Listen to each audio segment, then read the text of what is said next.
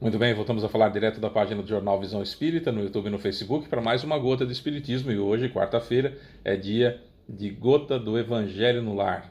A gente faz o Evangelho completo aqui, inclusive com a fluidificação da água, para que você possa fazer aí também. De repente, só você que professa a fé espírita na sua casa, fica difícil de fazer sozinho, comentário, então a gente faz a oração. Na sequência a gente faz uma leitura edificante, que é a gente escolheu o livro Escrínios de Luz, do Emmanuel por Chico Xavier. Hoje a lição que caiu é Herança do Mestre. E na sequência a gente vai explicando, né? Ou lê tudo e explica de uma vez, ou vai explicando a cada ponto da leitura. E na sequência a gente lê um trecho do Evangelho segundo o Espiritismo. Hoje caiu o capítulo 20, Trabalhadores da Última Hora, o item Missão dos Espíritas. E ao final a gente faz a oração final já com a fluidificação da água. Tá vendo que a minha já está aqui, numa jarrinha, não precisa destampar. Se for uma água mineral não precisa abrir, uma garrafinha, se for numa jarra não precisa abrir, se for num copo pode deixar coberto com um pires, um paninho, enfim, não tem problema nenhum, porque os fluidos são etéreos e evidentemente transpassam por qualquer embalagem, fluidificando, modificando os cristais, especificamente os cristais da água, né, que é muito interessante como isso faz diferença na composição do nosso corpo, que no corpo adulto chega a 76% a quantidade de água no corpo humano. Então, você imagina que a água fluidificada ela vai fazer uma grande diferença, uma grande modificação na composição, inclusive, do corpo humano, sem falar nas propriedades terapêuticas para o perispírito, que é onde estão armazenadas todas as nossas dificuldades, tanto aquelas que se expressam no corpo físico, quanto no corpo astral, psicologicamente, ou de mim, espírito, ou no meu caso, espírito, tá? Bom, vamos lá então. Vamos começar. Antes disso, se você puder compartilhar esse vídeo, se você puder comentar, dar o seu joinha ou clicar no curtir, tanto o Facebook quanto o YouTube, quanto mais interação tem um vídeo, ou seja, mais comentários, mais curtir, mais compartilhamento, mais ele recomenda para outras pessoas. E de repente esse evangelho no lar pode cair na mão de alguém que tem dificuldade para fazer o evangelho sozinho em casa, gostaria de fazer, como a gente já fez no domingo aqui no bate-papo sobre o Espiritismo. O evangelho no lar é uma visita de Jesus na nossa casa, e aí você está ajudando a doutrina espírita, você está ajudando essas pessoas a receberem a visita de Jesus em suas casas com o evangelho no lar, certo? Não tem fins lucrativos, eu não ganho nada com esse vídeo, então o nosso pedido para compartilhamento é mesmo para a divulgação da doutrina espírita, tá bom? Então vamos lá.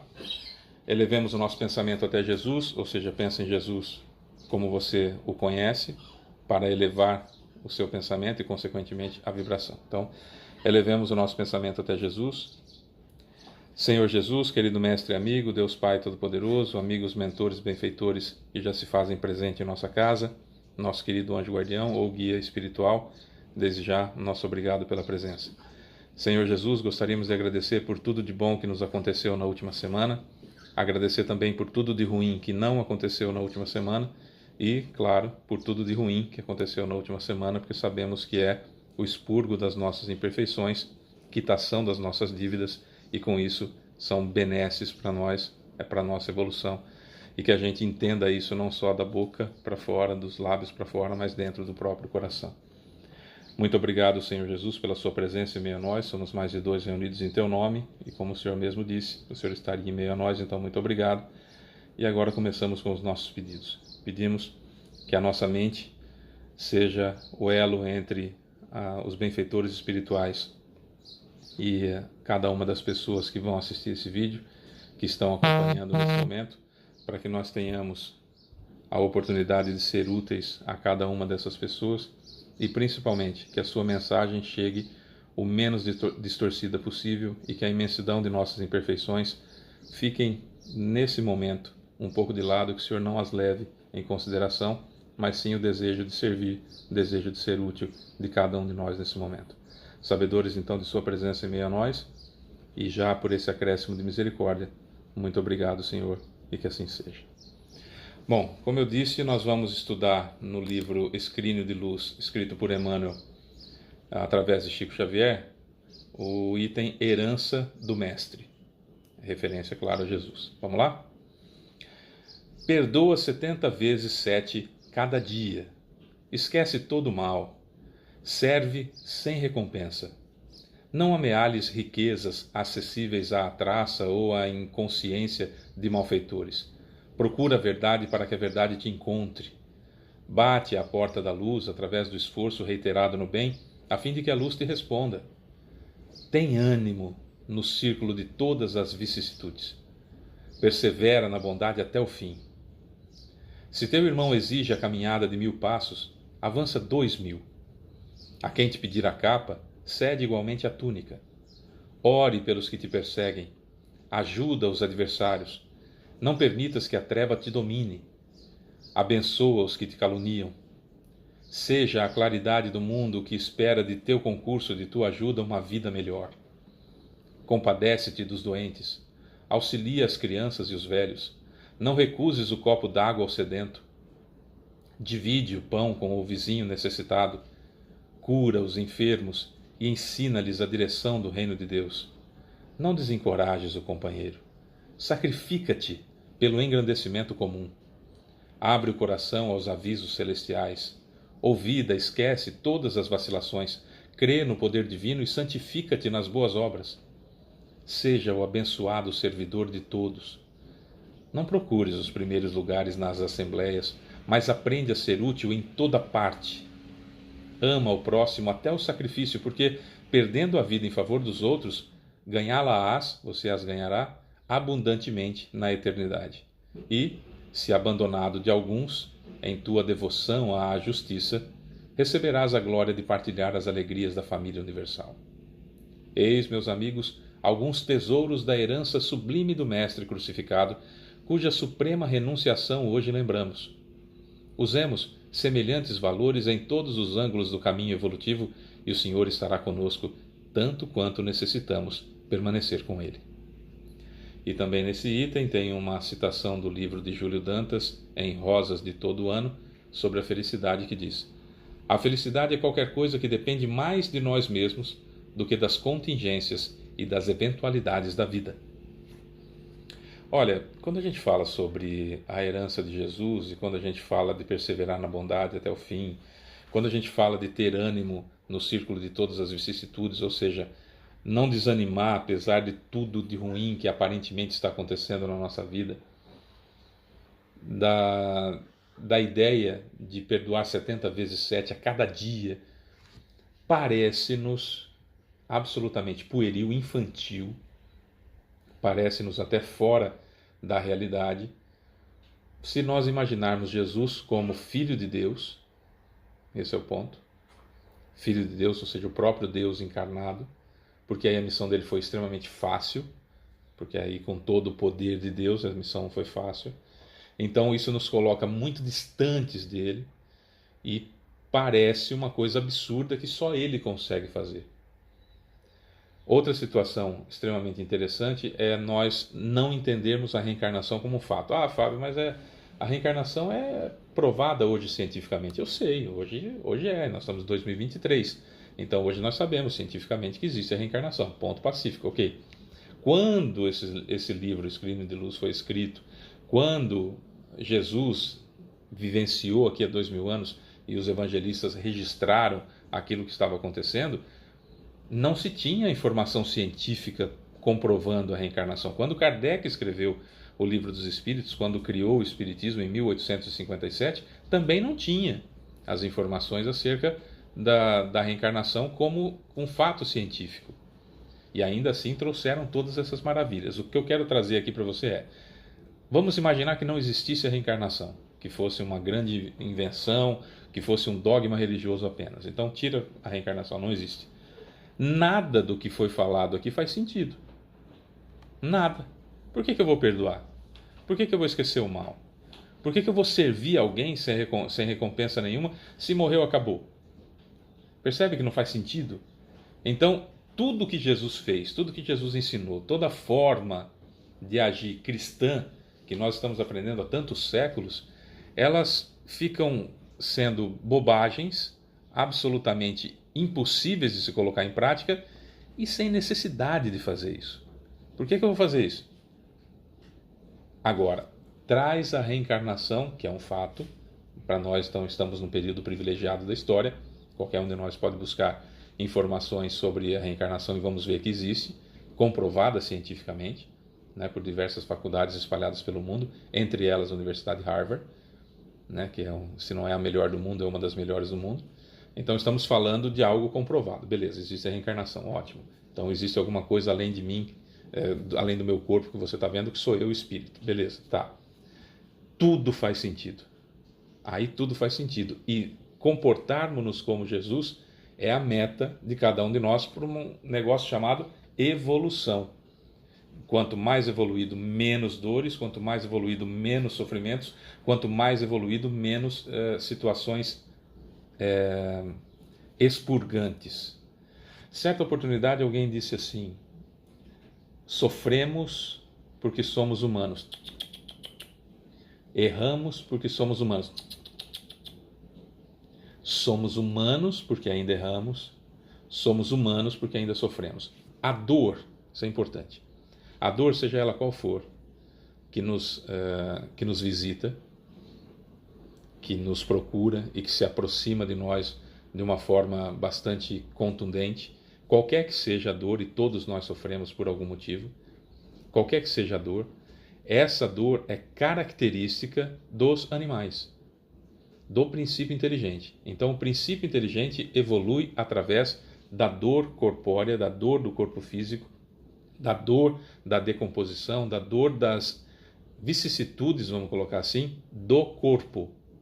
Isso estamos falando desde do princípio inteligente quando estava lá no reino mineral, desde o princípio inteligente quando foi individualizado no reino vegetal, do princípio inteligente quando começou a ter consciência e começou a ter uma espécie de perispírito e um pouco de raciocínio, embora não lógico, quando estava estagiando nos animais. A evolução acontece através da dor física, através da dor contingencial. É assim que acontece a evolução. Cresce-se através da dor. Isso significa que quanto mais dor nós temos, quanto mais sofrimento nós temos, mais próximos da natureza animal nós estamos do que da natureza divina. Quanto mais evoluídos nós nos encontramos, menos necessidade de dor física nós temos. Nós vamos ver então que os animais não sofrem como os seres humanos. Não. Os animais sofrem porque a dor lhes é um trampolim de evolução. Os seres humanos sofrem porque ainda estão próximos da animalidade mais do que próximos da angelitude. Isso é importante que nós saibamos. Então, eu não sofro porque sou humano. Eu sou humano porque ainda sofro. Eu não erro porque eu sou humano. Eu sou humano porque eu ainda erro. Não sei se me fiz entender, mas é ao contrário do que a gente normalmente imagina. Ah, errar é humano. Não. Pelo fato de errar, que eu ainda sou humano, não sou angélico, não sou divino. Né? O fato de eu continuar equivocando-me significa claramente o meu estágio evolutivo. E na Terra, que é um planeta de provas e expiações, nós nos encontramos em um ponto, embora estejamos em transição planetária de provas e expiações para a regeneração, nós estamos num período em que há necessidade de um burilamento. Somos como diamantes brutos que precisa ser lapidado, e a pedra do diamante ela sofre muito quando se esmigalha as suas imperfeições, quando se atrita outros pedaços de diamante para retirar as imperfeições, sofre, mas brilha uma barbaridade. Então há uma metáfora no Espiritismo que diz que somos tal qual a pedra bruta de diamante, que cada sofrimento, cada dor que passamos expurga, tira uma imperfeição nossa para que a nossa luz então brilhe necessariamente. Então esse é um ponto que nós não podemos esquecer. Eu não sofro porque eu sou humano. Eu sou humano porque eu ainda sofro, ou seja, ainda tenho imperfeições e ainda há necessidade de expurgar de mim aquele mal que eu não fiz questão ou perdi a oportunidade de expiar pelo amor. Lembra dos dedinhos? Erro inevitável, arrependimento. O tempo entre o arrependimento e o erro é que faz a diferença da minha evolução. Muitos de nós ficamos parados na evolução porque demoramos para nos arrepender, achamos que temos razão sobre aquela situação, e aí a gente não admite o erro, não entende o erro e não se arrepende. Expiação, eu tenho que criar através da expiação uma aversão aqui dentro para não cometer de novo esse erro, e ela pode ser pelo amor ou pela dor. Sempre eu vou ter oportunidades inúmeras de expiar pelo amor, já reparando, já consertando o mal que eu fiz. Se eu perco essas oportunidades, não há outra alternativa divina senão que eu passe pela dor para criar uma aversão aqui dentro e não cometer mais aquele erro. A prova, quando eu me coloco voluntariamente de novo nas mesmas circunstâncias para ver se eu realmente criei a aversão, então a prova é algo voluntário, é algo que eu escolho, não é nada divino, que me deu, que me obrigou. A prova sou eu que que me coloco para ver se realmente criei aversão sobre aquele mal para não cometê-lo outra vez. E a reparação, cada mal eu tenho que consertar. Esse é um ponto extremamente importante, que é o que difere o Espiritismo basicamente de outras religiões, que é o conserto, a reparação. Não para só no arrependimento. Tem que expiar, tem que ser colocado à prova e principalmente reparar o mal que cometeu. Se eu perco as oportunidades de expiar pelo amor, não há outra situação senão passar pela dor, porque todos nós precisamos evoluir. Então perceba, parafraseando e finalizando tudo que eu disse, se nós estamos numa situação de dor, é que perdemos a oportunidade de expiar pelo amor. E se perdemos a oportunidade de expiar pelo amor, é porque estamos com a nossa natureza mais próxima da animalidade do que da angelitude. Entenderam o raciocínio? Então é toda essa lógica que a gente gosta de trazer acerca do Evangelho. Falando nisso, no Evangelho segundo o Espiritismo, no capítulo 20, que é os trabalhadores da última hora, o item que caiu hoje para nós é missão dos espíritas. Então já falo aquela frase que todo Evangelho a gente sempre fala, que é do capítulo 17 do Evangelho segundo o Espiritismo, do item Sede Perfeitos, que diz: reconhece-se o verdadeiro espírita por sua transformação moral e pelos esforços que faz para domar suas más inclinações. Traduzindo, reconhece-se o verdadeiro espírita por sua transformação moral. Descobriu o que é errado, para de fazer. E pelos esforços que faz para domar as más inclinações. Toda vez que vem o pensamento de fazer aquilo que a gente está acostumado há muitos séculos, que não é certo, que é o fácil que a gente vem fazendo há tantos séculos, a gente luta contra. Ganhando ou perdendo, mas luta contra. Perdi hoje, vou ganhar amanhã. Perdi amanhã, vou ganhar depois da manhã. E assim é a evolução do espírita. O espírita se reconhece porque descobriu que é errado, para de fazer. Não fica justificando. Mas no meu lugar qualquer um faria. Você não é qualquer um. No meu lugar muita gente faria. Você não é muita gente. Mas no meu lugar com certeza alguém faria. Cuida da sua vida, né? Já tem tanto problema na sua vida, cuida da sua, né? Já tem tanta coisa para você mudar em você, ainda perde tempo vendo os outros. Fábio, mas isso vale para filho também? Para filho não, porque aí mãe para filho tem a outorga divina de coibir as tendências, não importa a época da vida. O fato é que mãe tem essa prerrogativa de coibir as imperfeições dos filhos, então tem que ficar em cima mesmo e tudo mais, aí é diferente. Agora, fora isso, cuida da sua vida, que você evoluindo, você já vai ser exemplo para outras pessoas, né? É muito melhor cuidar da própria vida. Se tiver com tempo cuidando da sua vida, arruma um gato, ele tem 7, né? Aí você tem 7 vidas para cuidar, mas não cuida da vida dos outros, né? Não cuida da vida dos outros. Tem gente que acha que Deus mandou para ele, quando nasceu, falou assim: olha, você é meu fiscal. Você é meu fiscal. Então você tem que ficar atento para o que os outros fazem, e qualquer coisa eu passo a mensagem para você, você leva para ele. Você quer ver uma coisa que me desequilibra? E até é bom, eu desligo o celular, eu saio da rede social quando eu vejo alguém falando assim: Deus mandou eu falar para você. Eles são tudo afetados, esse povo, né? Deus mandou eu falar para você. Deus mandou eu falar para você. Eu já saio imediatamente e falo: meu Deus do céu. Deus, além de mandar recado, mandou por essa pessoa perturbada ainda para falar comigo, né? Então, falou: tô ruim mesmo, hein? Deus, além de não querer falar comigo, ainda mandou um perturbado falar comigo, né? E falar numa língua que eu não entendo, aliás, nem ele. E aí eu falo: mas que recado interessante, né? Fala numa língua que eu não sei o que é. O que Deus falou para você? Enfim, missão dos espíritas. Item 4. Não escutais já o ruído da tempestade que há de arrebatar o velho mundo e abismar no nada o conjunto das iniquidades terrenas? Bendizei o Senhor, vós que haveis posto a vossa fé na sua soberana justiça, e que, novos apóstolos da crença revelada pelas proféticas vozes superiores, ides pregar o novo dogma da reencarnação e da elevação dos espíritos, conforme tenham cumprido bem ou mal suas missões e suportado suas provas terrestres. Não mais vos assusteis. As línguas de fogo, aqui é uma alusão feita ao Pentecostes, lembra? quando os apóstolos começaram a falar nas línguas diferentes das tribos, não era língua de blá, blá, blá, blá, eram línguas diferentes das tribos, em que eles falavam num sistema de xenoglossia, numa mediunidade chamada xenoglossia, e que eles falavam, emitiam o pensamento e cada um entendia na sua própria língua. Não era tá? Então, vamos lá. As línguas de fogo estão sobre as vossas cabeças. Os verdadeiros adeptos do Espiritismo sois os escolhidos de Deus. Ide e pregai a palavra divina. É chegada a hora em que deveis sacrificar à sua propagação os vossos hábitos, os vossos trabalhos, as vossas ocupações fúteis. Vou ler de novo. É chegada a hora em que deveis esquecer, deixar de lado os vossos hábitos, os vossos trabalhos, as vossas ocupações fúteis e sacrificar esse tempo que seria de lazer para você, de nada, em favor da pregação do Espiritismo, a propagação das ideias espíritas. Ide e pregai.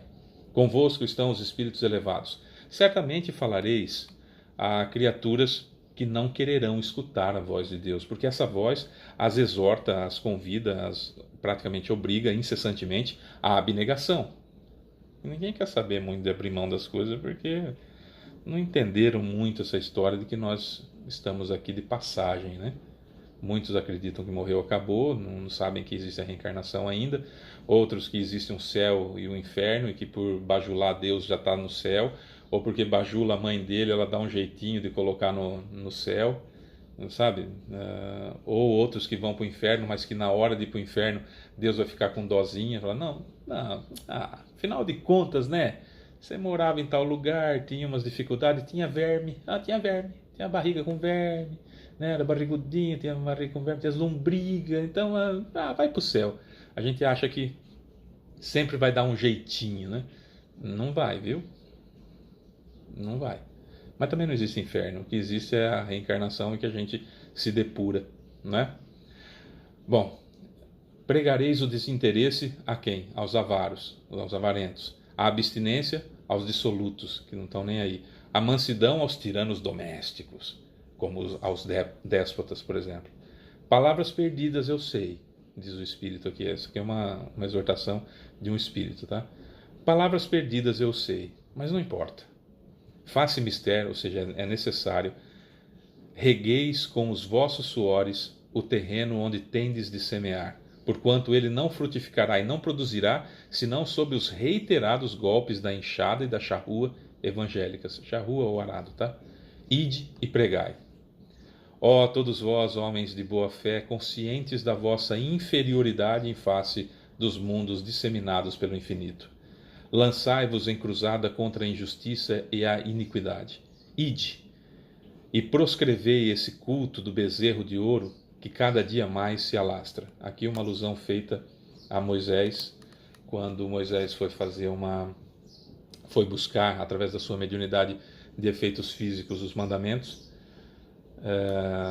as tábuas da lei, que foi escrito em pedra, enfim, através da sua mediunidade de efeito físico. Enquanto ele estava lá, o povo voltou, os hebreus que haviam acabado de sair do Egito, voltaram à ideia de criar um deus de ouro, que era o bezerrinho de ouro que eles fizeram, cada um deu sua joia, derreteram tudo, fizeram um bezerro de ouro para adorar, porque eles estavam numa situação difícil no deserto e já não estavam mais confiando no Moisés. Ele já ficou bravo, já quebrou as tábuas da lei e chamou a atenção de todo mundo, etc, etc. Eles passaram 40 anos daquela época, que eram medidos em outra forma, não é tão longo quanto os nossos anos, e nesses 40 anos eles ficaram vagando pelo deserto até chegar na Terra Prometida, que já tinha gente, enfim, a história toda do mundo que a gente já sabe ou pode pesquisar. O fato é que o Espiritismo vem trazer essa ideia de que o bezerro de ouro significa o apego aos bens terrestres, a ideia de que nós estamos apenas e tão somente ligados do diafragma para baixo, ou seja, diafragma aqui, né, para baixo, é para nos alimentarmos e termos relacionamento interpessoal, ou seja, cama e mesa, né? A gente vive para o final de semana, a gente vive para encher a cara, a gente vive para poder comprar alguma coisa, a gente vive para querer ser mais do que o outro, a gente vive para conquistar no sentido de se ligar a outra pessoa, conquistar no sentido sexual até da palavra. Então a gente vive, infelizmente, para satisfazer do diafragma para baixo, quando a gente deveria satisfazer as coisas do coração. Embora seja apenas um órgão, estamos falando de uma situação minha, espírito, mas enfim, do coração, ou seja, de preocuparmos-nos com o outro, de levar as informações para o outro, de ver o sofrimento do outro, empatia, colocar-me no lugar do outro com as condições que o outro está naquela situação para eu poder entendê-la. Como a gente já explicou em outros evangelhos, não é me colocar no lugar do outro com as minhas características, porque aí não dá certo. Ide, mesmo assim, Deus vos guia. Homens simples e ignorantes, vossas línguas se soltarão e falareis como nenhum orador fala. Ide e pregai, que as populações atentas recolherão ditosas as vossas palavras de consolação, de fraternidade, de esperança e de paz. Que importam as emboscadas que vos armem pelo caminho? Somente lobos caem em armadilhas para lobos, porquanto o pastor saberá defender suas ovelhas das fogueiras imoladoras. Essa expressão, só lobos caem em armadilhas de lobos, significa dizer que aquele que está imbuído da verdade e de levar a informação do Cristo não cai em armadilhas criadas pelos obsessores. As armadilhas criadas pelos obsessores só caem nelas as pessoas cuja vaidade é maior do que o desejo de servir. Se a vaidade for maior do que o desejo de servir, cairemos nas armadilhas da vaidade. Se nós não tivermos a vaidade maior do que o desejo de servir, nós não cairemos nas armadilhas de vaidade, porque ela não impera em nós. Então, toda vez que você ouvir só lobos caem em armadilhas de lobos, significa que a armadilha para aquela nossa deficiência, nós só cairemos nela se essa deficiência for grande, for primeira em nós, for muito grande em nós. Ide, homens, que grande dia... me perdi, achei. Ide, homens, que grandes diante de Deus, mais ditosos do que Tomé, credes sem fazerdes questão de ver e aceitar os fatos da mediunidade, mesmo quando não tenhais conseguido obtê-los por vós mesmos. Ide, o Espírito de Deus vos conduz. Citação aqui de que nós espíritas somos mais ditosos do que Tomé. Tomé era o apóstolo do Cristo, que não estava na primeira vez que Cristo se materializou em Emaús, na casa onde estavam os apóstolos, e quando ele chegou, começaram a falar para ele: Jesus esteve aqui e tal, né, se materializou, apareceu aqui para nós, ele está vivo e tal. O Tomé falou assim: vá, eu não acredito, vocês estão falando isso para me enganar. Isso porque tinha 9, né, que estava, não, 10, tinha 10 que estava falando para ele, mais as mulheres, entre elas Maria Madalena, que já tinha visto Jesus primeiramente do que todos eles. E ele falou assim: não, isso é conversa, não acredito, não. Se eu não puser o meu dedo nos buracos da ferida do braço dele, se eu não vir com meus próprios olhos, eu não vou acreditar. Aí Jesus entrou, falou: põe a mão. Ele falou: não precisa. Põe a mão aqui. Aí ele pôs o dedo na ferida e falou: sou eu ou não sou?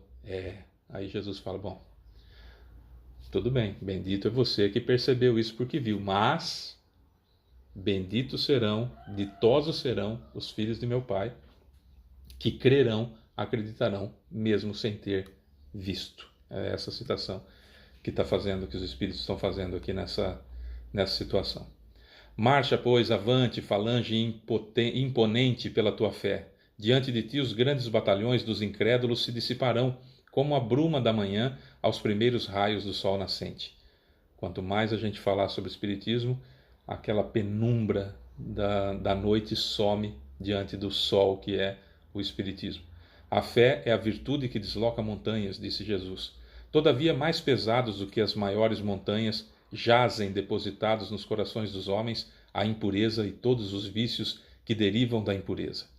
Parti, então, cheios de coragem, para removerdes essa montanha de iniquidades que as futuras gerações só deverão conhecer como lenda, do mesmo modo que vós, que só muito imperfeitamente, conheceis os tempos que antecederam a civilização pagã. Sim, em todos os pontos do globo vão produzir-se as subversões morais e filosóficas. Aproxima-se a hora em que a luz divina se espargirá sobre os dois mundos, espiritual e material. E depois levai a palavra divina aos grandes que a desprezarão, aos eruditos que exigirão provas, aos pequenos e simples que a aceitarão, porque principalmente entre os mártires do trabalho, desta provação terrena, encontrareis fervor e fé. Ide. Estes receberão com hinos de gratidão e louvores a Deus a santa consolação que lhes levareis, e baixarão a fronte, rendendo-lhe graças pelas aflições que a terra lhes destina. Arme-se a vossa falange de decisão e coragem. Mãos à obra. O arado está pronto, a terra espera. Arai. Se mexe, faz alguma coisa. Está na hora de você ser um espírita atuante, não é espírita de ouvir dizer ou espírita de ir de vez em quando em palestrinha. Não é? Põe a mão na massa e vai fazer alguma coisa. Ide agradecer a Deus a gloriosa tarefa que ele vos confiou. Mas atenção, entre os chamados para o espiritismo, muitos se transviaram. Reparai, pois, vosso caminho e segui a verdade. Pergunta: se entre os chamados para o espiritismo muitos se transviaram, quais os sinais pelos quais reconheceremos os que se acham no bom caminho? Como que eu vou saber se um centro está dentro da linha ou se está totalmente contaminado e está um monte de cegos seguindo cego? Resposta: reconhecê-los-eis, vocês os reconhecerão, pelos princípios da verdadeira caridade que eles ensinarão e praticarão. Reconhecê-lo-eis, vocês os reconhecerão, pelo número de aflitos a quem levam consolo. Reconhecê-lo-eis pelo seu amor ao próximo, pela sua abnegação, pelo seu desinteresse pessoal. Reconhecê-los-eis, finalmente, pelo triunfo de seus princípios, porque Deus quer o triunfo de sua lei. Os que seguem sua lei, esses são os escolhidos, e ele lhes dará a vitória. Mas ele destruirá aqueles que falseiam o espírito dessa lei e fazem dela degrau para contentar sua vaidade e sua ambição. Esse texto todo é do espírito chamado Erasto. Foi em Paris, 1863, essa manifestação. E o Erasto é muito conhecido no meio espírita por uma frase que ele disse no Livro dos Médiuns, que é, quando diz respeito a manifestações de espíritos: é preferível negar 10 verdades do que aceitar uma mentira. Verificai se todos os espíritos são de Deus. Perscrutai-os, ou seja, não vai acreditando em tudo que o espírito falou. Não é porque está desencarnado que presta. O sujeito presta. O corpo dele morreu, ele continua prestando. O sujeito não presta. O corpo dele morreu, ele continua não prestando. Isso tanto no plano espiritual quanto no plano carnal, tá? Então Erasto fala: presta atenção no que estão falando? Sim, presta atenção. Mas é preferível você negar 10 verdades do que aceitar uma mentira. Não vai caindo em tudo que estão falando, não. Esse é o sujeito extraordinário chamado Erasto, que é anjo da guarda do médium que estava dando a comunicação, que trouxe essa beleza de missão dos espíritas no item Os Trabalhadores da Última Hora, que nós temos o prazer de poder passar nesse Evangelho no Lar. É isso, meus amores. O arado está na nossa mão, que é o nosso conhecimento. A vontade, acredito que esteja também, que é o nosso desejo de perfeição. Precisamos, então, ter o quê? Que juntar as duas coisas e passar adiante o Espiritismo. Se a gente consegue pela boca, ótimo, mas o que vai fazer a diferença é que, além da boca, os nossos exemplos arrastem as outras pessoas. Fábio, mas é tão difícil? Nós também fomos.